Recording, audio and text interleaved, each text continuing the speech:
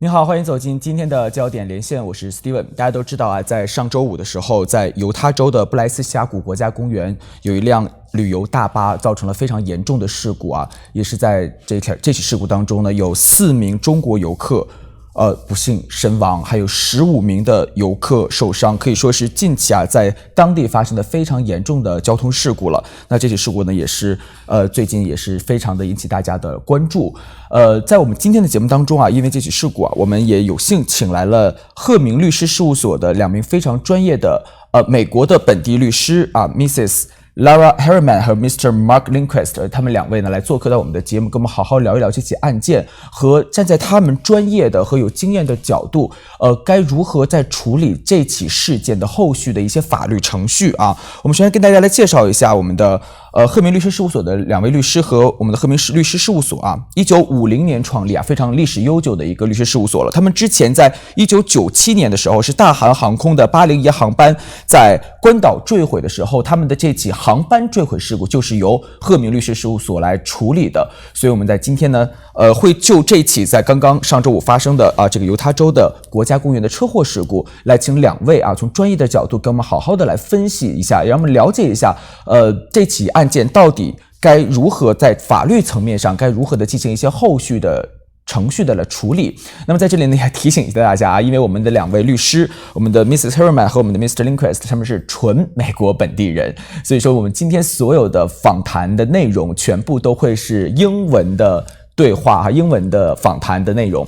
所以说如果说大家啊对这个自己的英文水平没有问题啊，欢迎大家来继续的来关注。如果说您对自己的英文水平不是那么有自信也没有关系啊，在我们的直播结束以后，我们会把这个有中文的字幕翻译的这期节目也会放到我们的频道上啊，大家也可以在稍后的时候来观看一下。不过啊，我觉得这起案件还是非常值得我们所有的华人朋友来关注一下的，尤其是这起事件的当事人就是我们的华人啊，所以我们今天也是来好好的跟2位律师啊好好的聊一聊这个案件。Okay, so let's welcome Mrs. Lara Herrmann and Mr. Mark Lindquist. Hi. Hello. Thank you for having us. Thank you for being here. So it's really a terrible disaster, huh? You think? Yeah, it's a horrible disaster, and I would like to begin by expressing my condolences to if any family members are listening. Yeah. For that, tragic. Yeah, for that, 15 injured, right? For our resource, 15 injuries. Well, it's my understanding that all 29 were transported by ambulance, so we're looking at everyone being injured. Hurt. Okay. Injured, yes. Okay, so first of all, let's get this point. Let's talk about the liability. So I think, in my opinion, I think it's only the one car get this accident, not hit and run, right? Only this one single bus get this accident. Yes. It's really I think it's a road on the national parkway. I'm sorry, national park. It's really easy to get accident on the road. You think, in your knowledge? Well, of course, accidents happen all the time. And right now, it's too early to tell exactly what was the direct or the only cause. There are multiple factors that could come into play to determine who's actually at fault for this accident. Okay, so as we know, the driver on this tour bus is a Chinese American US citizen. Yes. And the interesting thing is this is his first business trip when this accident happened. So well, we know it's his first business trip with this company. We don't necessarily know if this is his first time driving. Okay, so do you think is the how many percent of the liability for this driver? Well, there could be numerous, but a few that come to my mind immediately are the tour agency, the bus company, the actual driver, potential issues with roadway design, and if there was anything that went wrong with the bus. It could be one of those things. It could be two of those things. Could there have been a cell phone usage? At this time, we, just like the families and the community, we are waiting to have more facts in the case, and investigators are on the scene. And it's really important, as lawyers or anybody investigating this, we don't make any sort of immediate assumption it was this one thing or that thing. we need to make sure we get all the facts and then examine those really closely. That's why it's important to, get as many experts on your side as you possibly can. Still in the processing of the police still working on this case right now. So we don't know the exactly cause of this case. Correct. What exactly happened. Correct. Okay, That's so let's talk about the company. The name of this company named Shengjia Company and hire these drivers right now. So do you think Shengjia should hire a driver just like him that seems like there's some experience on the road? Well, your instincts are correct that whenever your main business is hiring drivers for your buses, that's one of the things we're going to want to look at. Mr. Lindquist, who's one of my lead litigation attorneys, will be looking at that. What exactly are the tour bus agencies' requirements for drivers? What are how do they hire? What standards do they hire? How rushed was this driver? Did he have to be at a certain point, meaning from this location to that location? So, we want to see their entire training protocol. Mm-hmm. And we want to see if there was any mistakes. We've represented many injured people specifically on bus crash types of cases, and we have a lot of experience in this area. And often we do find some culpability on the driver. Sometimes it's through the tour agencies putting pressure on the drivers to fast. And so those are the things we need to look at. But your immediate question was, do you think that this bus company should just hire somebody brand new? We're good lawyers, so we don't make assumptions. We don't know if he's new to this company or if he's just new in general. But regardless, the drivers need adequate training. Indeed, your instincts are correct. Okay, so let's talk about the product.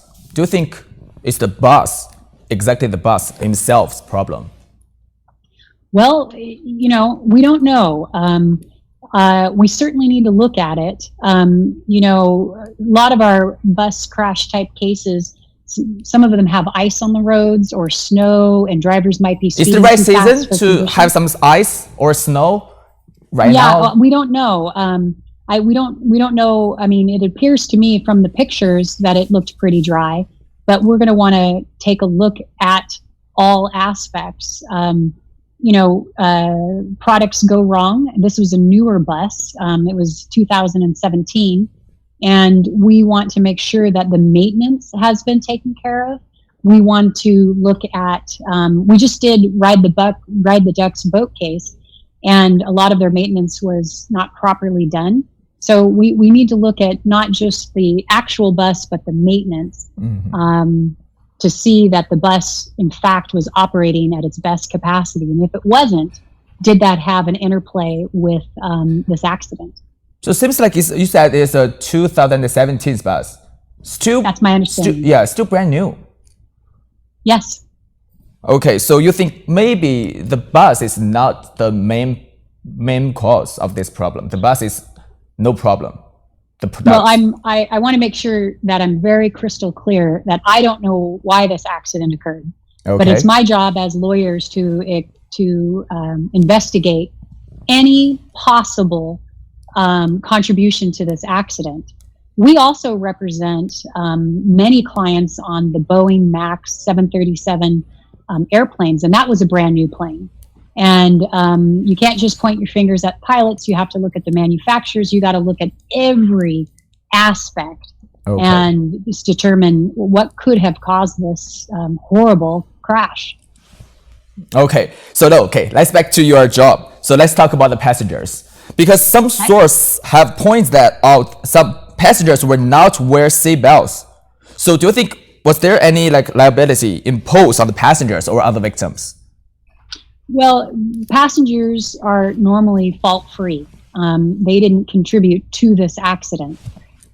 So it's really going to be looking at the driver.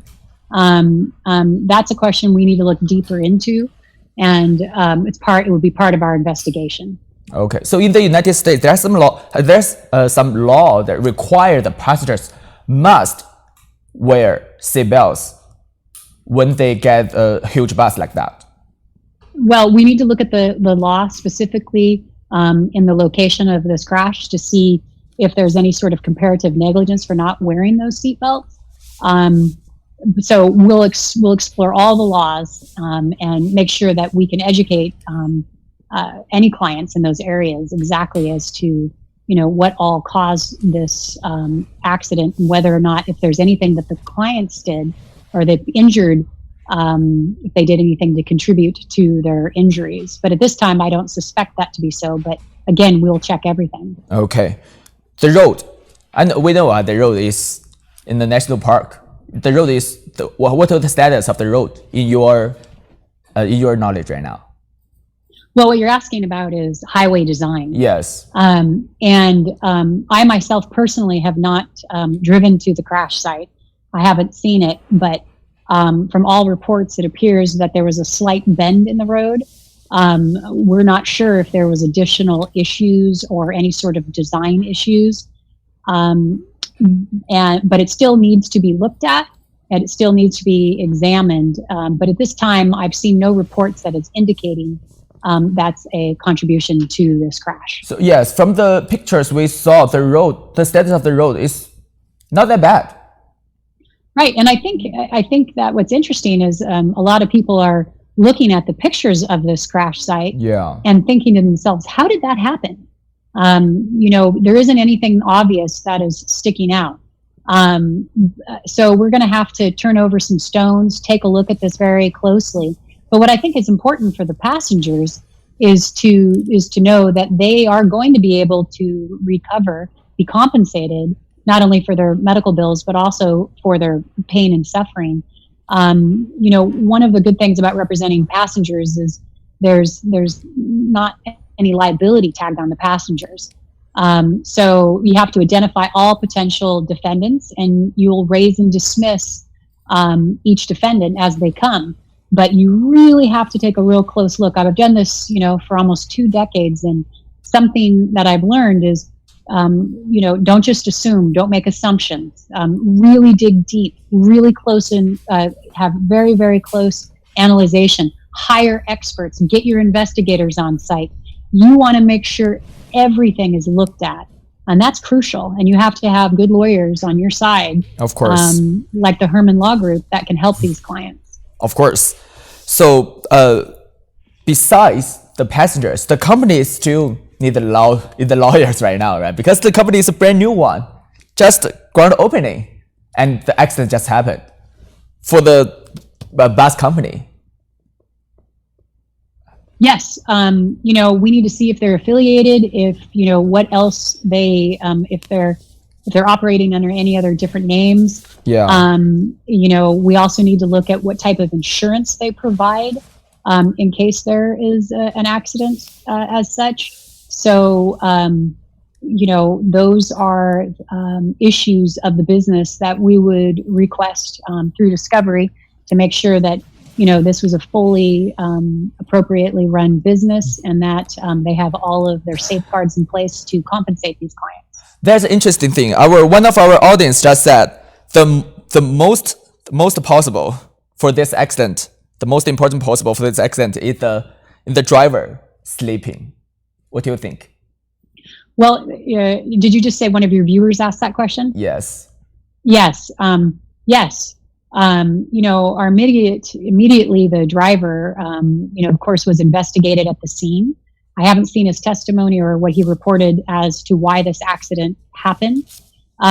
When you raise the issue of potentially was the driver asleep, we would look at the logs as to see how much this driver's been driving. Oftentimes, these tour agencies, they try to shove in many sites as quickly as possible. And we want to see if that the driver was, if there's a minimum amount that the driver should be driving on that day, what time they checked into the hospital. Driver safety and preparedness is obviously very key to the tour bus companies. And we want to make sure that First, were there protocols in place? And second, did this driver follow those protocols? We do know that a blood test was done, and I'm not sure if those results have gone out to ensure that the driver didn't have any sort of drugs or alcohol in his system. Exactly. We'll also be requesting cell phone records. Was this driver on the cell phone? I'm not indicating that he was. There's been no facts saying that, but we, again, the investigation will look at all aspects of why did this bus crash? Why did it swerve? Something made that driver swerve, and there is an answer. We just need to find it now. Okay. So right now, another question is, do you know the status of the drivers now? Is he the four? We know he's 4 died, right? Is he the one of the 4 dead one? The driver? No, he is not one of the. No, but I did read reports that every single person on that bus, including the driver, every single one was transported by ambulance. I mean, this was a horrific, traumatic, major impact. So we do not know what his injuries are at this time, or even if he was able to speak at the site. But we'll find out. Okay. So, right now we know this case is still in process of the investigation. So let's just ignore this part because it's still in the processing. So after that, we have to talk about the victims. So what the first most important legal advice would you give out the victims of the tour bus crash disaster? Yeah. The first most important, besides seeking adequate care and treatment for their injuries, which is paramount above anything else, but the first most important legal advice is do not have conversations with the tour bus agency, the bus company, the driver, or any governmental official. What happens at first is that these entities are helpful and friendly at first, but you need to understand that they're trying to quickly, it will turn into protecting their rights, not the victim's rights. So what is crucial right now is that each individual who was injured in this crash, or anyone closely affiliated, like a spouse or a family member, to stop talking to the tour agency or the bus company. Get legal representation. And the quicker you can get legal representation, the quicker we can jump on investigating and making sure that their claims are documented and recorded, and everything is handled for them appropriately. Yeah, you're right. Yes, you're right. Maybe this is one of the cultural difference because we know the victims are Chinese. Or when the accident happened in China, maybe the first call victims will call is to the company, but the United States do not do that. Yeah. Right. Yes. Okay. Well, I think you raised something that is very significant to talk about. Mm-hmm. Is, in America, it's a little more common knowledge to, when you get into a crash like this, to hire lawyers, and that's been more standard because our legal system is laid out that way. When you are from a different country, a lot of that depends on what your country, the cultures are. And this is not the first time that we have worked in China and helped Chinese nationals in the U.S. courts. In fact, our current Seattle office is in the China district in downtown Seattle. Mm-hmm. And part of what sets us apart from other law firms is a real awareness of the cultural differences. And it's, some lawyers just think it's a language barrier, but there are cultural differences involved. Exactly. And so I think that's probably going to be one of the biggest hurdles facing these clients, as whether or not, how do they find a lawyer? How do they hire a lawyer? Should they hire a lawyer? Well, won't my government help me? Well, the bus tour company seems so nice. And so it's important that these victims find lawyers that have routinely worked with the Chinese community, so that we can help bridge that not just communication gap, but cultural differences about how to move forward and past this issue. It's critical. Okay. And so, Stephen? Yes. Stephen, I want to emphasize just how important it is that the victims hire an experienced, powerful, and proven law firm. We have experience in these types of cases. We've successfully litigated bus crash cases. We've successfully litigated aviation disasters. We've successfully litigated a large number of cases with multiple victims. And furthermore, we've represented international citizens. We've represented people from all over the world, so we know how to communicate with clients from all over the world, and that's important. You need good communication with your firm in a case like this, in any case. Of course. Yes. So do you advise them to have a class action, or they? No.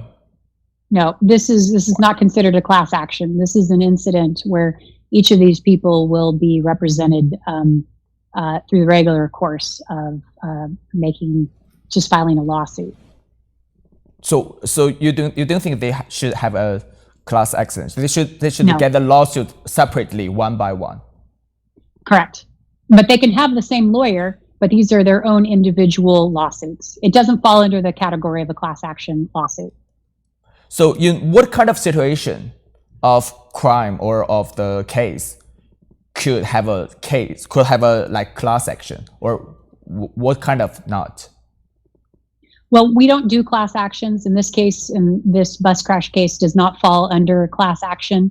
Class action would be something that would be widespread and significant.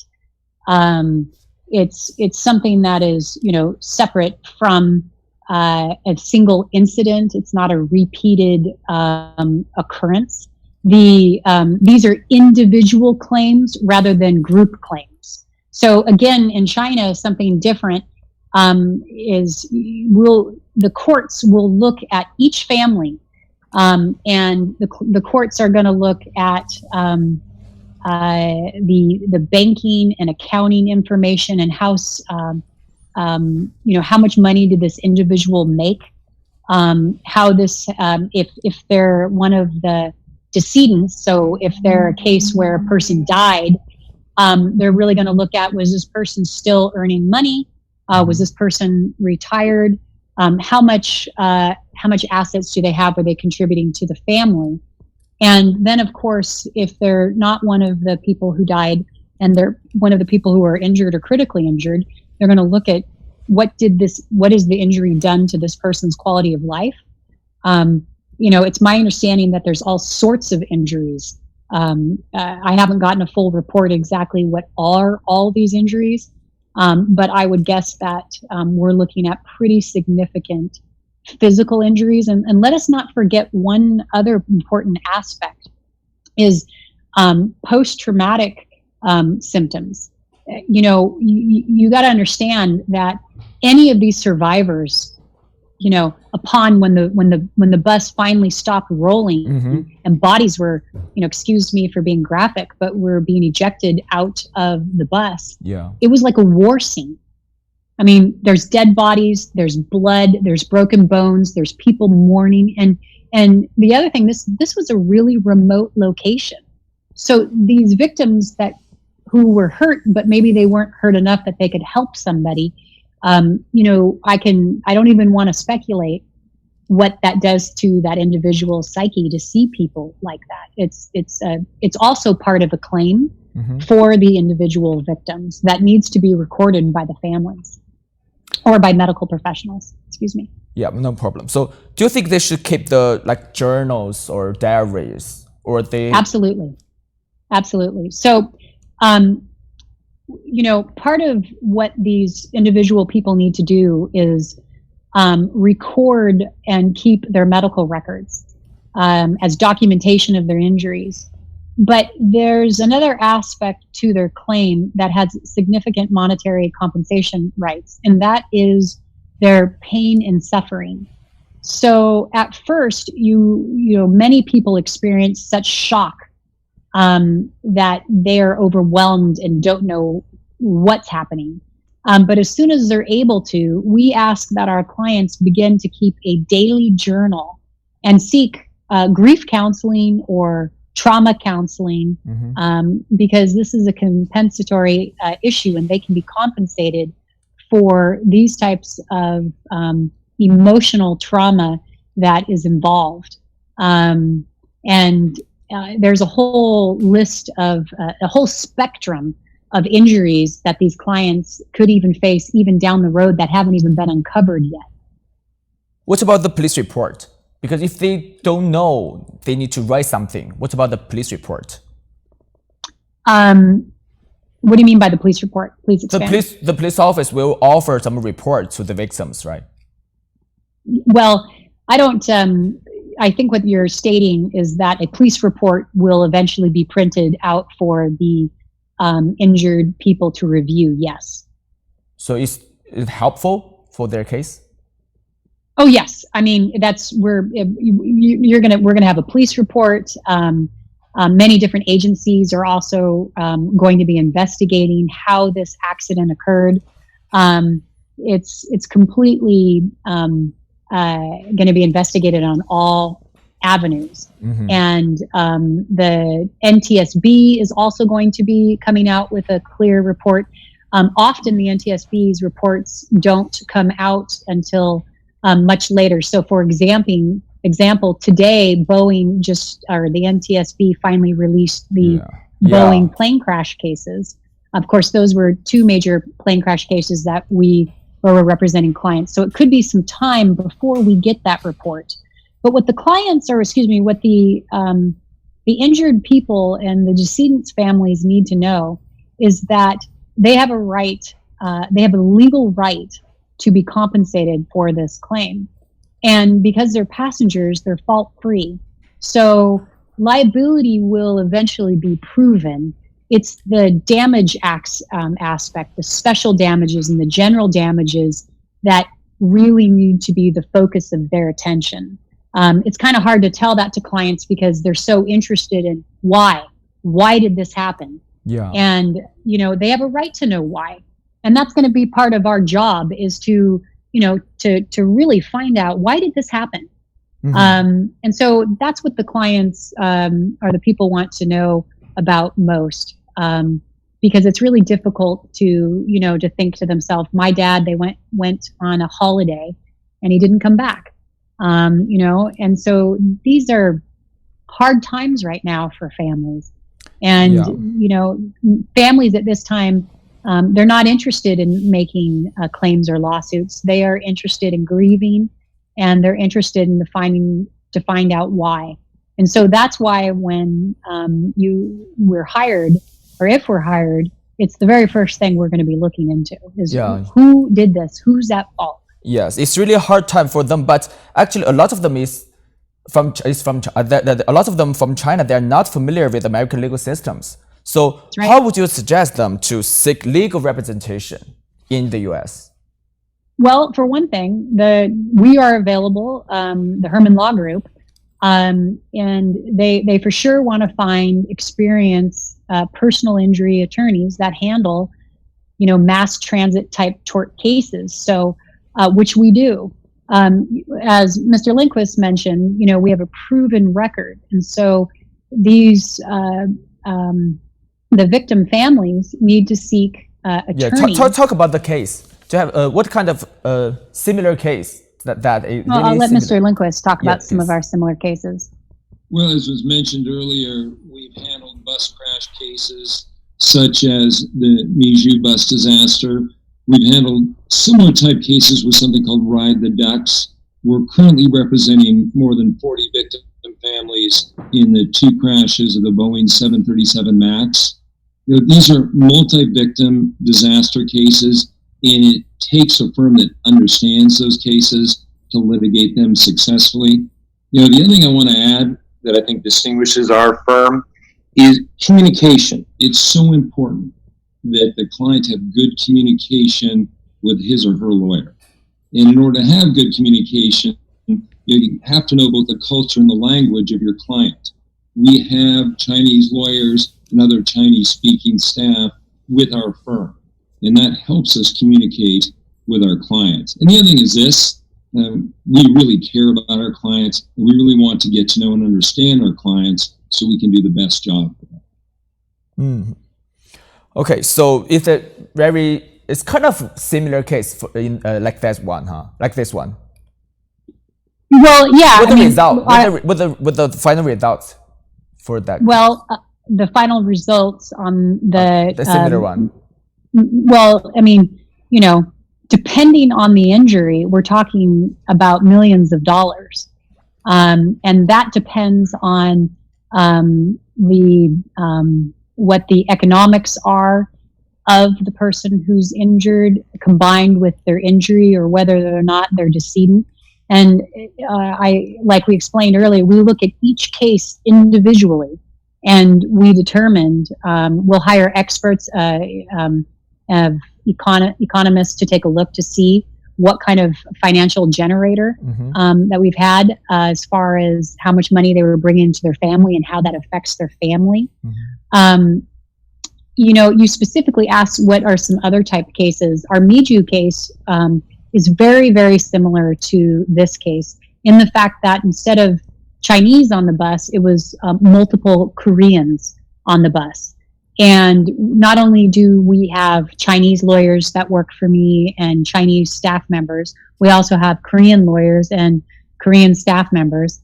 And in that case, a lot of the settlements are confidential, but we were able to have the insurance company, and we weren't the only lawyers in that case. There were other lawyers involved as well, but we secured the policy limits, and all of the victims were paid their share of that.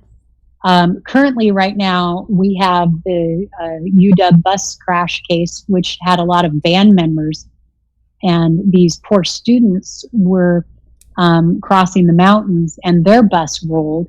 And one of our clients also was ejected and flew out the window. It was extraordinarily tragic. And we also secured some millions of dollars for on Ride the Ducks boat case, where one of our clients was from Indonesia. And I think the reason why we were so successful is because we also have an Indonesian lawyer on our staff.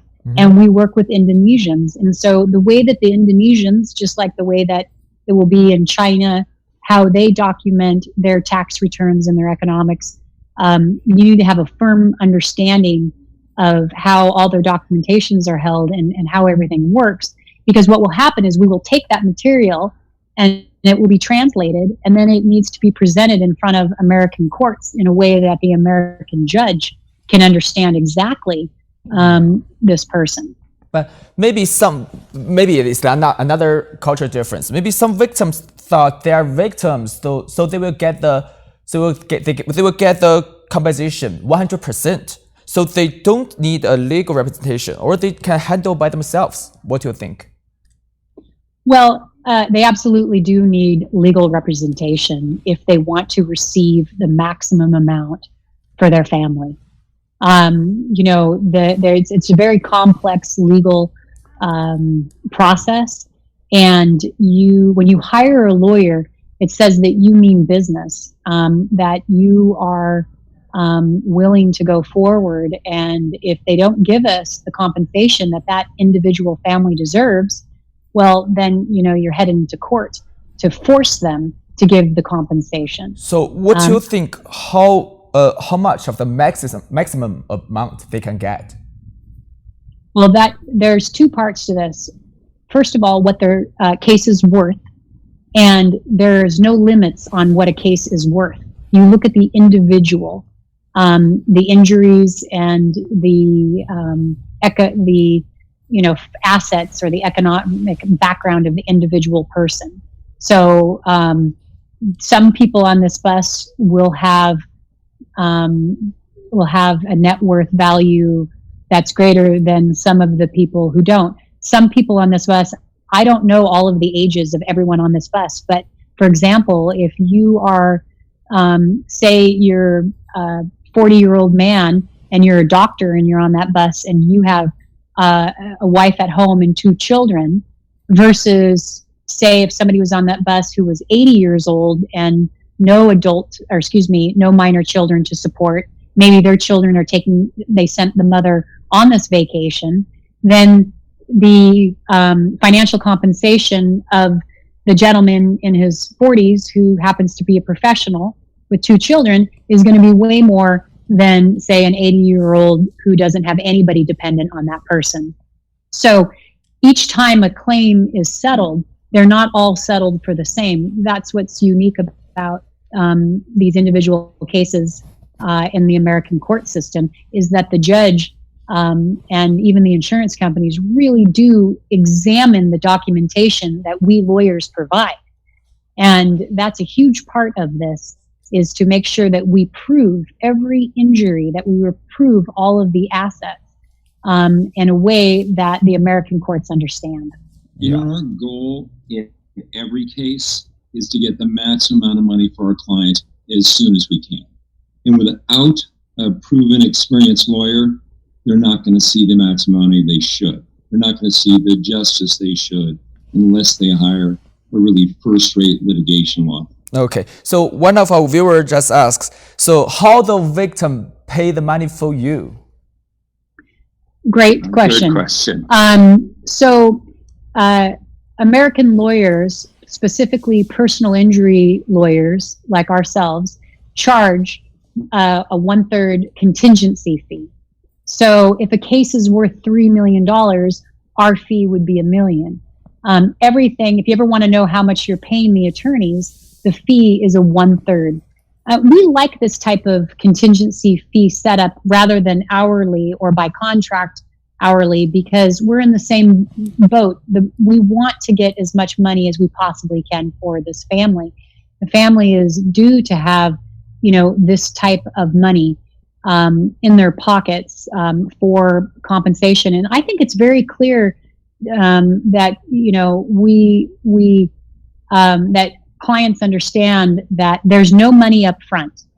No client is going to be writing us any money. In fact, there's not even any risk to these lawyers, the clients, potential clients contacting us, because there's no upfront fees. The other thing that we stress, and we're very much aware of, is no amount of money is going to ease their pain or their grief. We've done this too many times to know that this money does not help with that. It doesn't fill that void. But let me tell you what it does do.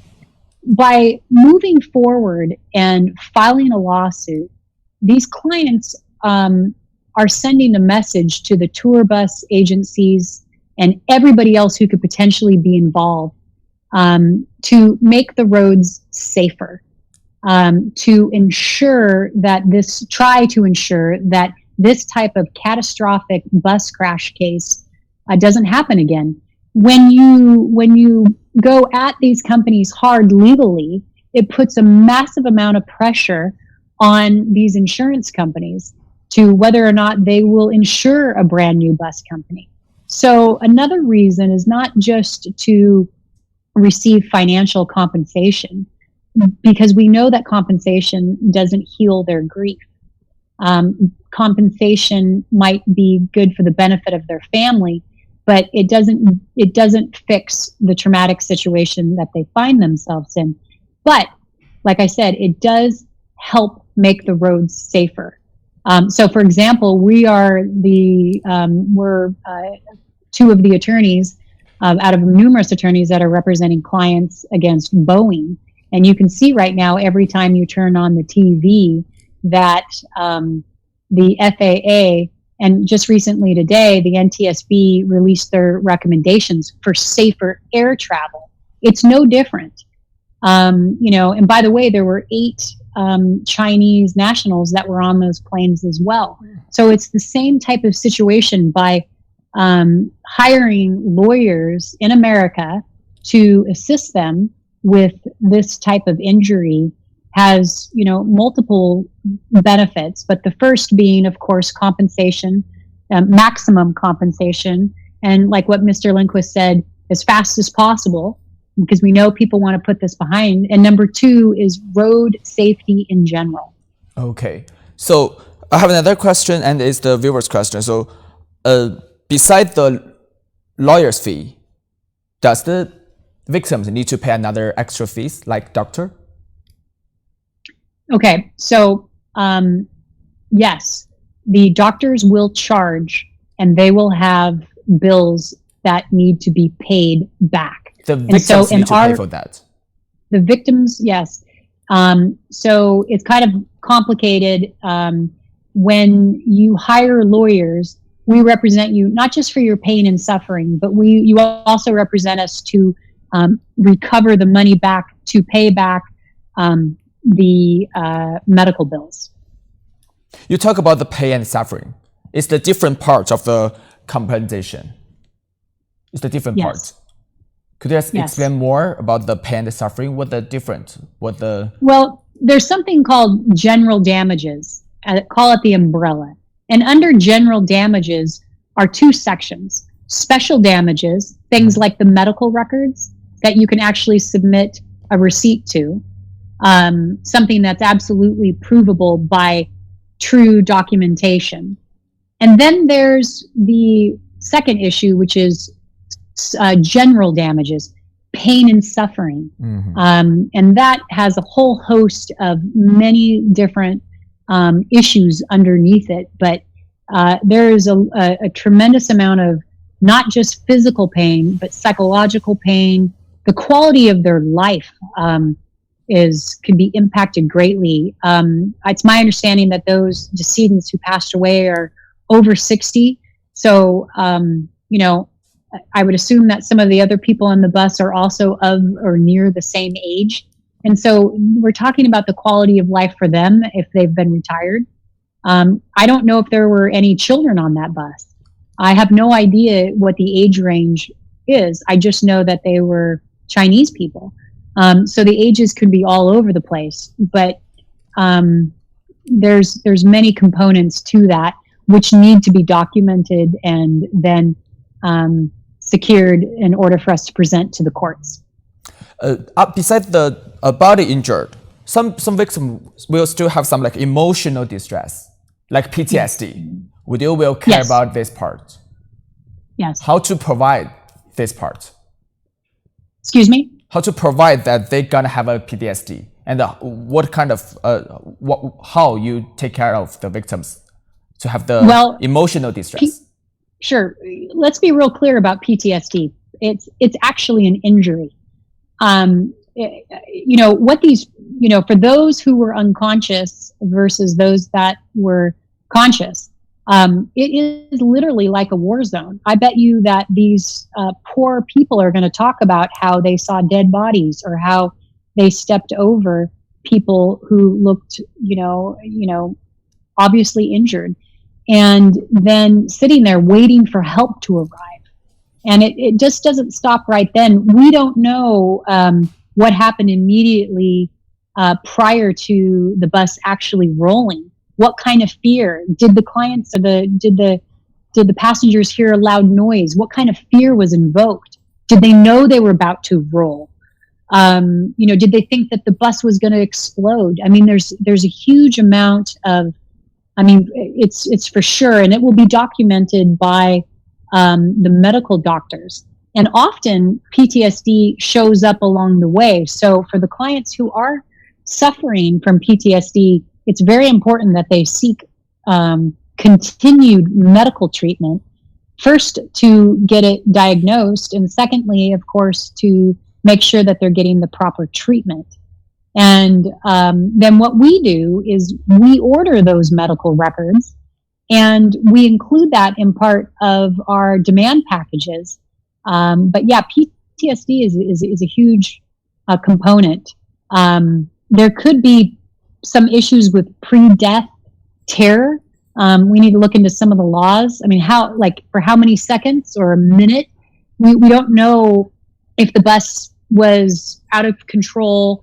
Maybe there was no brakes. I don't want to speculate on what it could be because I honestly don't know. But we again would examine what kind of fear happened right before, immediately at the scene, then waiting for their loved ones. People were being, ejected out of the bus. It could be a husband not able to find their wife. I won't get into any of the graphic detail of what we've dealt with in the past, but it's significant and real stuff. And I do believe it's like a war zone of what, soldiers report that they see. Okay. Do you know, How much do you know? What the investment goes to? Excuse me? How long? When the investment goes to? So when the investment is finished, do you know the timeline of this investment? The investigation? The investigation.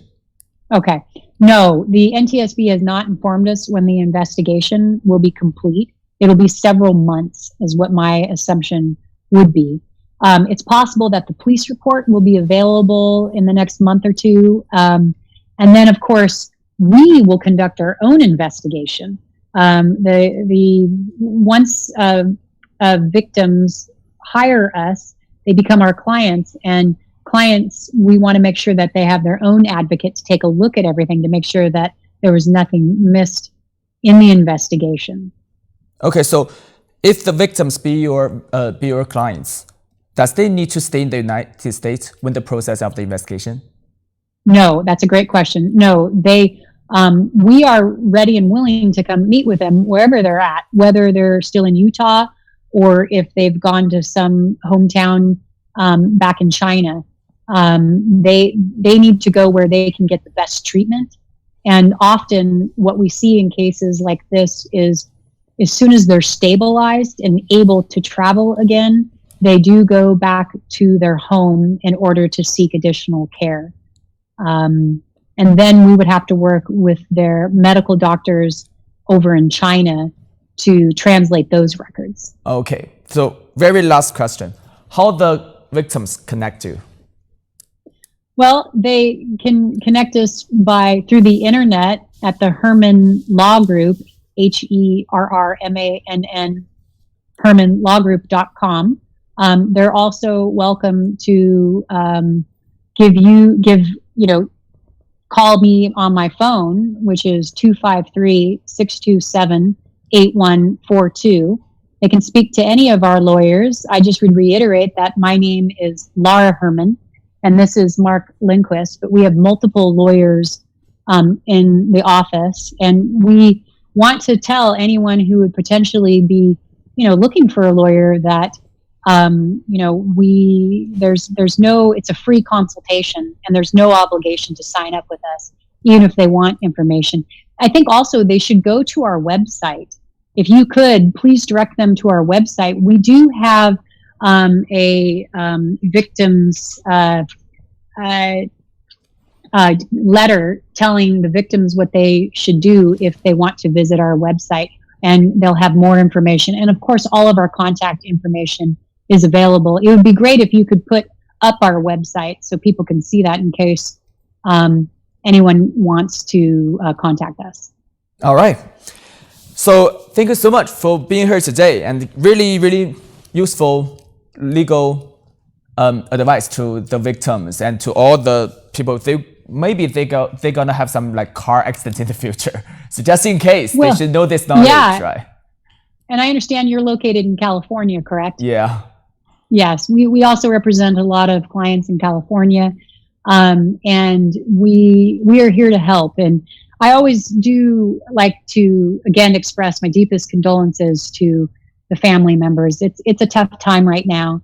And I also want to say thank you to you because, this is affecting obviously significantly individual families, but the community as a whole. I understand that a lot of Chinese people have reached out to try to help these families. And so, we're here to help as well. So thank you. Thank you so much, Mrs. Herrmann. Thank you. And thank you so much, Mr. Lindquist. Thank you so much for that being here. Thank you. Thank you. 好，那我们的今天的跟两位律师的访谈呢，就先在这边告一段落。我相信有很多的非常有用的信息啊，也对这起案件的我不知道大家看有没有有一些我们华人的朋友啊，曾经经历过一些这样的交通的事故，你们是怎么处理的？有没有找到专业的律师来进行解决和处理？那么我在这边呢也呼吁啊，如果说我们的这一起事故本身的受害者啊，无论是家属还是当场的受害者，如果看到了我们这期节目，也可以跟我们的 Herrmann 的律师事务所来进行联系啊，贺明律师事务所进行联系。如果说大家啊，为了以防万一，以后如果自己遇到了这样的一个情况，不知道该找谁呢，也可以来联系一下我们的律师事务所，他们是非常有经验的，在处理相关的案件当中啊，今天也的确给我们提到了非常多有用的意见哈。那我们还是这句话，如果有很多的朋友们在我们整个的这个访问过程当中，并不知道啊，对这个英文不是很了解啊，不是太知道有些什么样的话，也不用着急，我们本期访谈的中文字幕版本啊，将会在稍后上传到我们好视频的频道上。也非常感谢大家今天来做客我们的直播间，我们这期节目呢就先暂时告一段落了，非常感谢大家的收看，谢谢。